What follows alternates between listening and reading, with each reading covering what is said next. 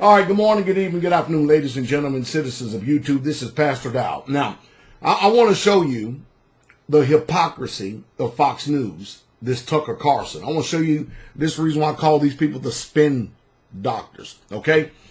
He's interviewing a woman who's obviously a Muslim, which I adore her head covering. I really, truly do, and her modesty. But anyway, what they are doing is nothing no different than what we do, which we're going to be doing more of it. And that is training our sisters to know how to defend themselves. And many of them already know how to do it. So when they go out in the public, that they don't feel like it, they can just, stand by and just be a victim, an innocent victim of somebody else's terrorism. So she's stating facts from the Cato Institute while he's trying to discredit her. He is trying to spin the story because she is telling them clearly that they are training for the sole purpose to make sure that they are not a victim of white extremism.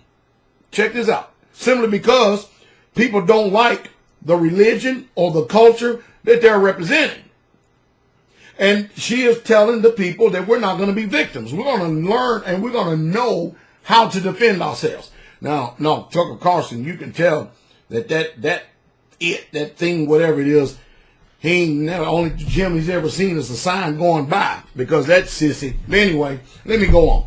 So anyway, this woman is opening a gym to teach women self-defense classes so that they don't not be victims when they're riding trains. When they're walking on the streets and stuff, just stuff like that in general. And she's constantly stating facts. But what does he do?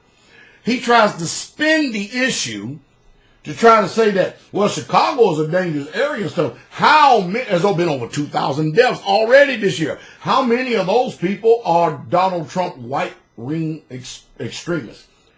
That is not the story. That is not that is not what they're talking about. But see, what he's trying to do is deflect from the facts of what's going on that she is quoting. See, this is the hypocrisy that goes on in this country. And that's the reason why many, many times that the news media is called devils. Just nothing but devils, because they're not listening to her.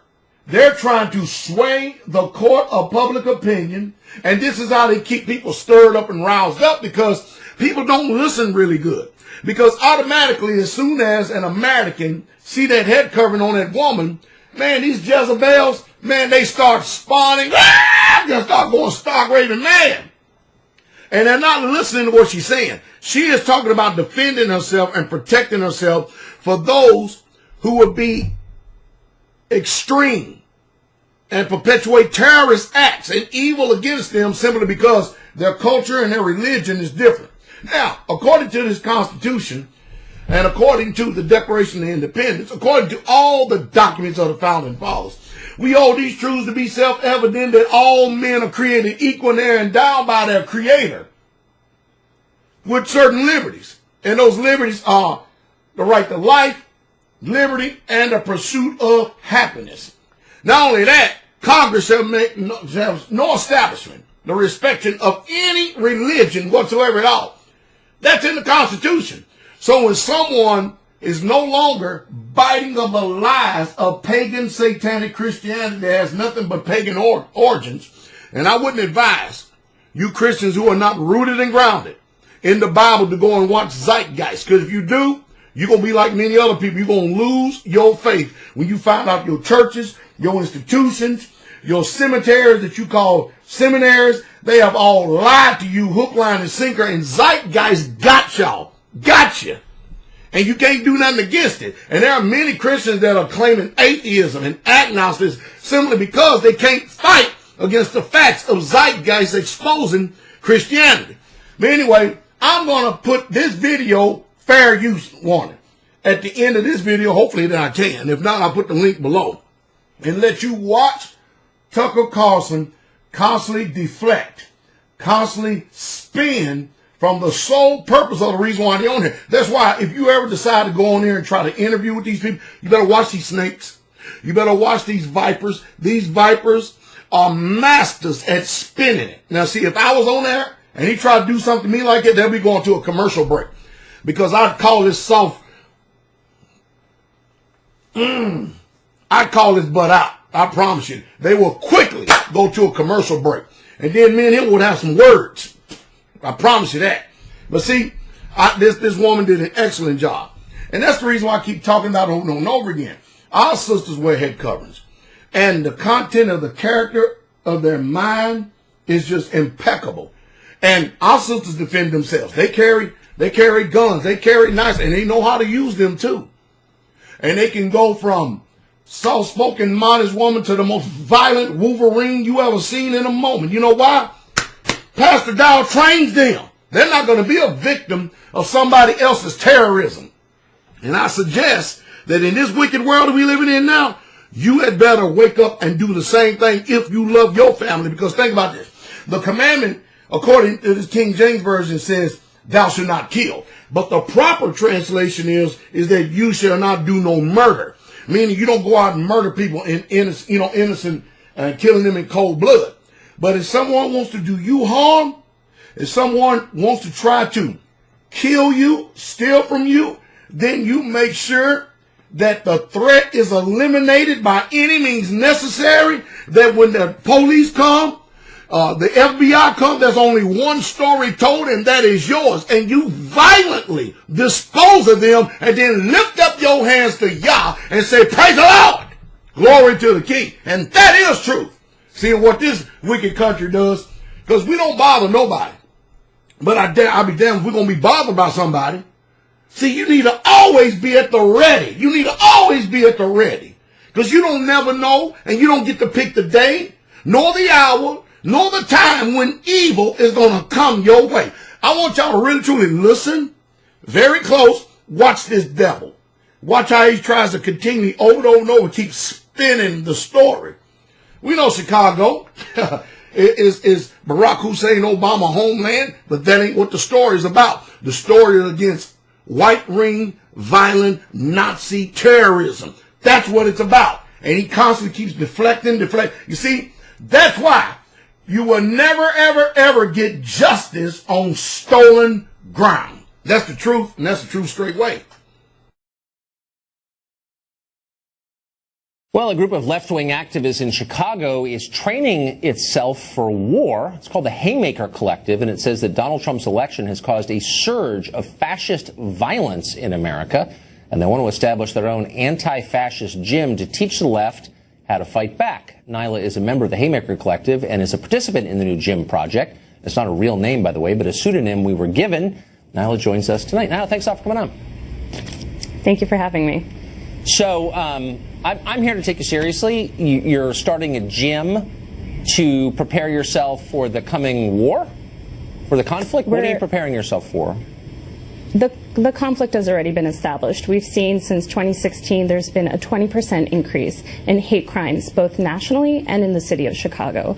We know that there's certain bodies that are vulnerable to attack, that there's been an increase in racism and xenophobia, and that we feel that it's necessary for us to learn self-defense skills. So rather than feeling frightened and isolated and alone, that we can come together, build strength in solidarity with one another with an autonomous gym formation. Look, I'm for free association. I'm for gyms. I'm not, I guess, against this. I just sort of wonder if your concern isn't misplaced. I mean, Chicago is a really dangerous place. I think you've had about 2,000 shootings so far just this year. I don't think any of them are perpetrated by right-wingers that I know of, or Trump supporters, any of them. So maybe you've got other things to worry about. Well, according to statistics, we do have something to worry about. The Cato Institute records that the vast majority of violent extremism comes from right-wing white nationalists. We also know that according to statistics, 80% of deadly terrorist incidents that happen within the United States are perpetuated by people who feel that other bodies, different people, races, and religions don't belong. Right. So when I think about the threats that I'm facing, those are made up. So for whatever it's worth, I mean, I don't want to interrupt you, but those are totally made up statistics, and you should spend some time looking at them. But let me just ask you this: of the 2,000 shootings in Chicago, you are welcome to look at the statistics. They're provided by the Cato Institute. They're also provided by California State University. I also have a number of statistics that are provided by. But let me just ask you the Southern Poverty Law Center. Okay. Oh, okay. Kind of the bottom line, I guess. But if we could just bring it from the national to the local, you live in Chicago, which, as I just said, I think this is a correct statistic, has had about 2,000 murders just in the first 7 months, less than 7 months of the year. How many, rather shootings, how many of those 2,000 shootings were perpetrated by right-wingers, do you think? Again, you can look at the Chicago Police Department. They do collect information, but we're more interested in the hate crimes that have been occurring were to people like myself. Okay, right, but I mean, when people are shooting 2,000 people, okay, shot, and I don't think any of them were bias crimes against people like you, as you just put it. I don't think any of those were Trump supporters pulling the trigger. Do you know otherwise?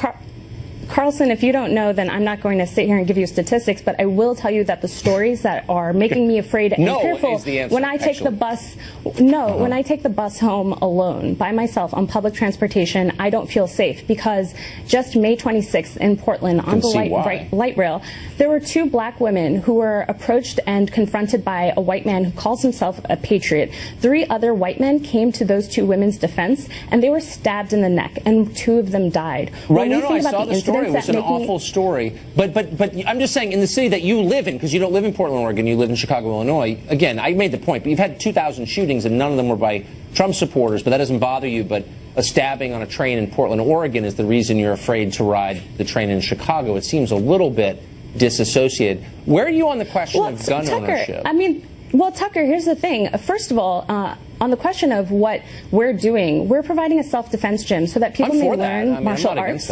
Yep. So that people can learn martial arts, so people like me don't feel like they can't ride public transportation or go to their houses of worship without being harassed. I'm not a shrink or anything, but I'm just worried that your fears may be a little bit overblown. Like, you've got a terrible gang problem in Chicago, but does that scare you at all? Like, if you were to go to the south side of Chicago, would you be worried about Trump supporters down there? Tucker, I already live on the south side, number one. Number two, I'm How many Trump supporters in your neighborhood? Quite a few. I'm sure you can look it up. But on the question of gun ownership, we can look that even owning a gun doesn't protect one. Philando Castile was a licensed gun owner, and he told that to the officer while he was shot on Facebook Live in front of his 4-year-old daughter and his partner. So the question of gun ownership should be something that you should be giving to the National Rifle Association as to why they're not taking Can I ask a question? Can I ask a question? If so, you're like against the system and you think the system is rotten and racist and all that stuff, but you want only the cops and other government officials who you believe are racist to have guns? How does that work exactly, Nyla? I don't understand your question. What we're saying is that there's no political party. Well, so if you think America is institutionally racist, why do you think only government officials, police, National Guard, soldiers ought to have guns? I mean, why wouldn't you want a gun too?